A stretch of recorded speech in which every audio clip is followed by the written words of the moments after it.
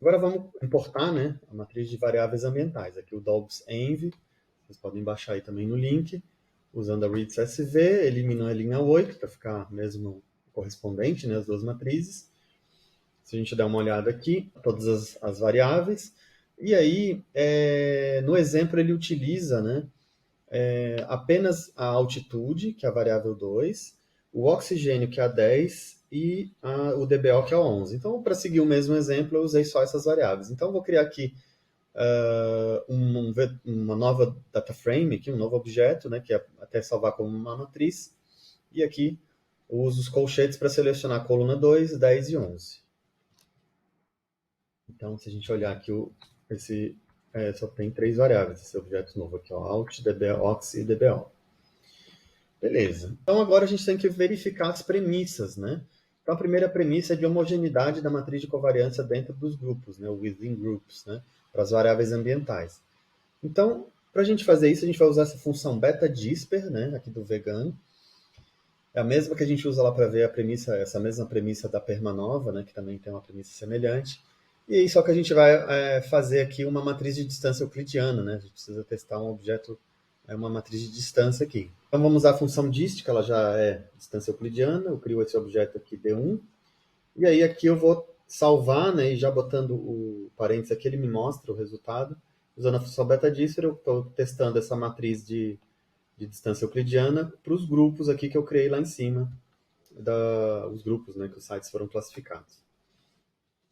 Então aqui ele me mostra algum resultado, número de eigenvalues positivos, não tem nenhum negativo, distância média da mediana e aqui os autovalores. Ele faz umas PCOAs. E aí, se a gente aplicar aqui essa função permuteste, a gente vai testar a nossa hipótese que a gente quer que aceite H0. Aqui ele não aceitou H0, né? Então a H0 é que a matriz de covariância dentro dos grupos são homogêneas, aqui não aceitou. Se a gente der uma olhada no plot, ele faz uma PCO, a gente vê que está muito esquisito. Está todo mundo aqui achatado, o grupo por cima do outro, não ficou legal. Então, como a gente rejeitou H0, uma outra alternativa, que no exemplo eles dão, né, como alternativa, nós vamos transformar as variáveis altitude e BDO por log. Né? Se a gente olhar um summary aqui, desse envpars 2 aqui, ó, a gente vê que elas têm amplitude de valores muito diferentes, né? 172 a 934, 4 a 12, 1.3 a 16. Acabou que o oxigênio ele não transforma por log só as outras duas, não dá maiores explicações.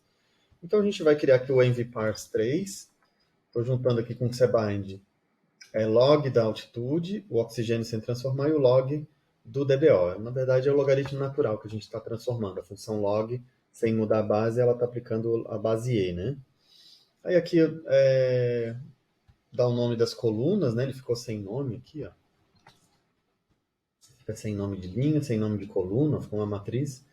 Então dei aqui alt ln, oxi, dbo, ln. E os row names eu vou pegar o mesmo row names do env, para ficar igual. E aí aqui eu vou fazer a distância euclidiana dessa nova matriz e testar com o beta-disper. Mudou aqui, né, os PCOs, aqui os average distance to median.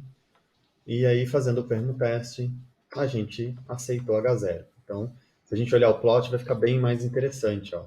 Então, a gente tem aqui ó, cada grupo, né, a gente vê que tem uma distinção. Né? Aqui um grupo está um pouco sobreposto ao outro, mas a ideia não é essa. A ideia é que essa dispersão em relação ao centroide de cada grupo seja homogênea, né? E não que se confunda com outro grupo. Beleza, então primeira premissa a gente conseguiu atender com essa transformação aqui.